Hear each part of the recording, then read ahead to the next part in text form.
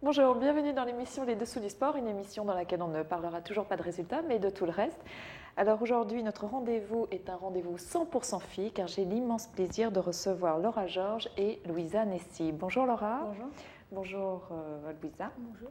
Alors très contente de vous recevoir aujourd'hui, car vous êtes deux des joueuses de l'équipe de France féminine de football. Alors tout au long de cette émission, nous allons faire connaissance. Vous allez nous parler de votre actualité et de vos carrières respectives. Donc place à l'interview carte sur table.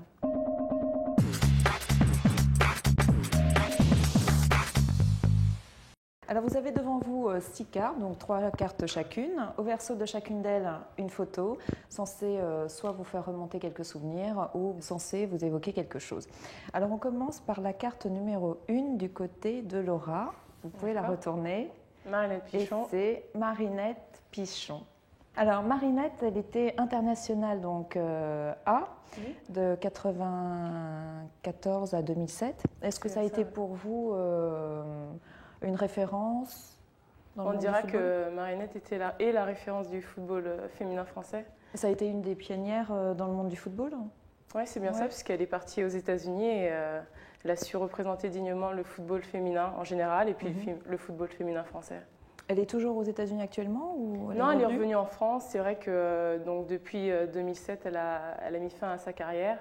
Et donc aujourd'hui, elle est...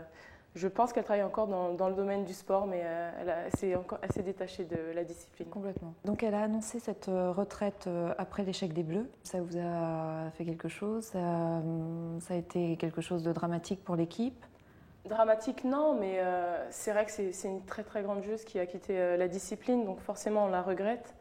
Mais aujourd'hui, quand on parle de football féminin, on me demande encore est-ce que Marinette est dans l'équipe, est-ce qu'elle sera titulaire? Donc c'est vrai que c'est toujours un peu marrant d'entendre les gens qui se posent encore la question est-ce que Marinette joue encore au football? Et donc c'est vrai qu'elle a vraiment marqué les esprits et que ça a été une très grande chose. Alors je crois qu'elle a 112 sélections à son actif. Elle a marqué 82 buts. Est-ce qu'il y a un homme dans l'équipe de France qui a égalé ce record? Non, pas encore, sachant que Thierry Henry a égalé le record de Michel Platini, mais c'était à environ plus de 40 buts. Alors 48, je crois. 48, ouais. Alors que Marinette, c'est le double. Donc, ah oui, c'est vraiment... c'est une différence énorme. Grosse différence, oui, quand même. Effectivement. Alors, carte numéro 2. C'est Elisabeth Loisel. Alors, une autre grande championne. Oui, elle a été joueuse d'équipe de France. Elle a gagné pas mal de championnats français. Elle a été également donc, l'entraîneur de l'équipe de France de 1997 à 2007. C'est ça, tout à fait. 10 ans, donc un merveilleux souvenir, j'imagine. Un entraîneur qui a laissé ses traces, c'est vrai qu'il... Je pense un des premiers entraîneurs féminins. Oui. Je ne suis pas sûre, il faudrait regarder l'historique. Mais donc oui, la première femme à entraîner l'équipe de France. Donc pas forcément évident, je suppose. Vous avez gardé des souvenirs d'elle, des souvenirs de travail, une méthode Moi, ça restera quand même une personne importante car c'est la personne qui m'a permis de connaître l'équipe de France A, qui m'a donné ma chance alors que j'étais toute jeune. Donc oui, ça restera une personne qui a compté pour moi dans le football. Qu'est-ce qui vous a donné l'envie de jouer au football? Est-ce que c'est elle? Est-ce que c'est Marinette? Est-ce que c'est un homme? Est-ce que c'est Michel Platini en le regardant enfant ou... Non, personne de tout ça. C'est venu comme ça. En voyant les garçons jouer dehors dans la rue, j'ai voulu aller jouer avec eux et voilà. Vous aussi, non? Un peu différent. C'est vrai que dans ma famille, ils sont assez sportifs et notamment au niveau du football. Donc c'est vrai que c'était un sport que je pratiquais tous les jours. Et puis, vu où j'habitais, c'était plus facile de jouer dans le parc au football que de faire du basket. Ouais. D'accord. Alors, Elisabeth a également été sélectionneur de l'équipe de Chine. Vous avez eu un regret lorsqu'elle a quitté l'équipe de France pour partir? Je pense que premièrement, ça n'a pas été un choix. Malheureusement, ça n'a pas été un choix. Je pense que ça s'est passé difficilement. Maintenant, c'est vrai qu'elle a eu cette opportunité en Chine. Donc c'était après avoir eu cette période difficile avec l'équipe de France, c'est vrai qu'on s'attendait à ce que ce soit un bon pour elle de jouer en Chine. Maintenant, ça a été très difficile. Apparemment, ça a été difficile parce aussi. Une culture différente et c'est vrai que aller s'imposer en Chine, c'est très rigide. Donc par rapport à son comportement et à ce qu'elle espérait, ça a été une sorte de clash. À votre tour, à nouveau, photo numéro 3. Oh. Mauvais souvenir. Ça, c'est l'Euro 2005. 2005, ouais. Vous êtes au repos là ou vous êtes désespérées toutes? Il faut que Titouan nous explique parce que je la vois sur la photo. Oui. Si je me souviens bien, je pense que c'était après la défaite contre l'Allemagne, donc après notre élimination. Donc c'est plutôt une photo triste. Donc vous êtes éliminés, on le répète, en phase de poule. Donc grosse déception. Très grosse réception, surtout qu'il nous fallait juste un résultat nul pour passer et malheureusement en 10 minutes on encaisse 3 buts. Donc, Mais vous avez quand même dans votre groupe la Norvège, je crois, l'Italie. Oui, c'est ça. Et l'Allemagne. C'est ça. C'est difficile. C'était difficile, mais c'était faisable. On avait fait 2 bons résultats sur les 2 premiers matchs. On avait vraiment espoir de faire un bon résultat contre l'Allemagne. Et malheureusement, 10 minutes de pluie, 3 buts encaissés.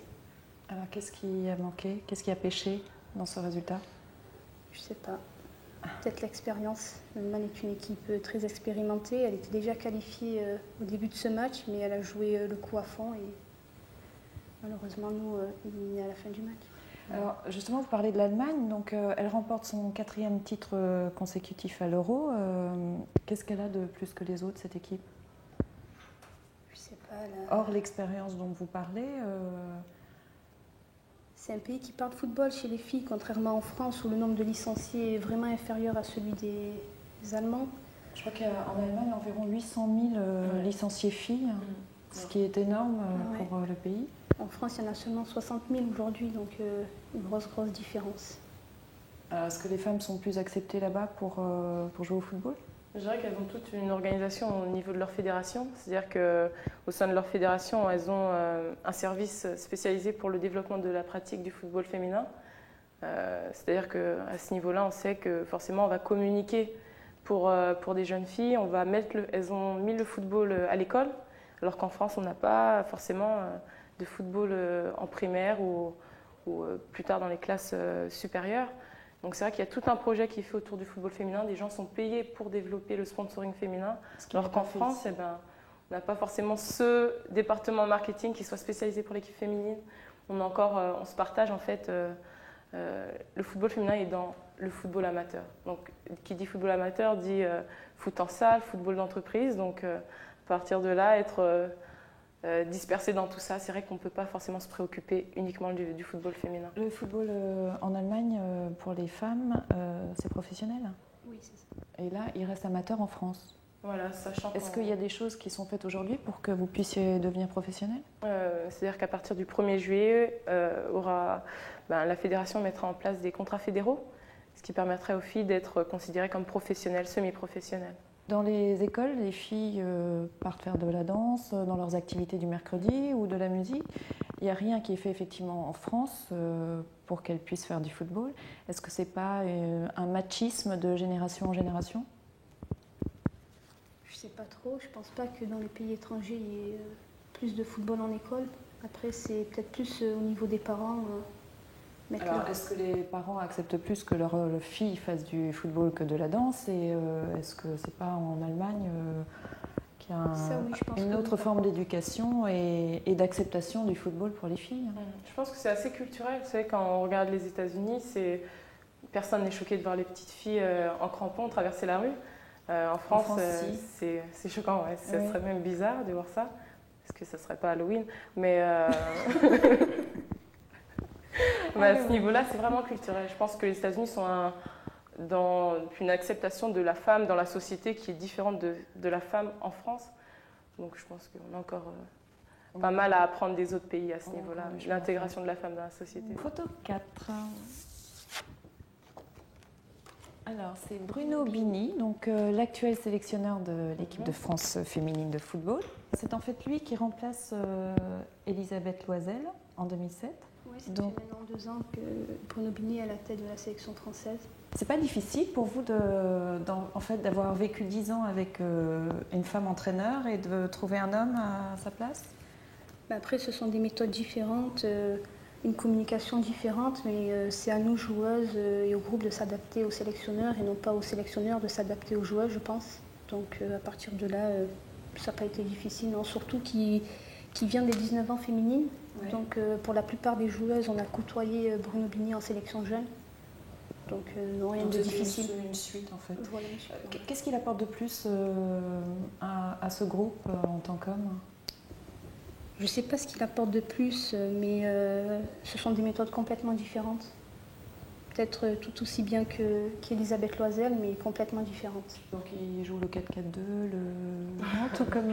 Non, les systèmes de football sont à peu près les mêmes, mais c'est vrai que c'est une communication différente. Et puis c'est un entraîneur, pas pour le comparer forcément à Elisabeth Loisel, mais c'est-à-dire que depuis sa venue, on le verra sur les terrains de Division 3 comme de Division 2. Il est présent partout. Il est présent partout et c'est vrai qu'à sa venue, il a donné sa chance à des joueuses dont on n'avait pas encore entendu parler. Et je pense que ça fait énormément de bien à la discipline et puis énormément de bien aux joueuses qui se sont dit bon ben la porte de l'équipe de France est fermée. Alors que là, non, il est revenu, il a donné un second souffle aux joueuses de D3, de D2 en se disant ben écoutez, si je joue bien, pourquoi pas. Et donc, c'est une bonne chose. Il est très impliqué et bon, c'est important d'avoir des gens de ce calibre-là dans le football féminin, de vraiment voir qu'il y a des gens impliqués. Donc là, on a l'Euro 2009 qui va débuter fin août en Finlande. Vous avez un groupe facile? Non, c'est difficile. Oui. Quels sont les pays contre qui vous allez jouer? Ce sera l'Islande, la Norvège et l'Allemagne. Photo numéro 5, c'est à vous, Laura. Numéro 5. Sonia Bonpastor.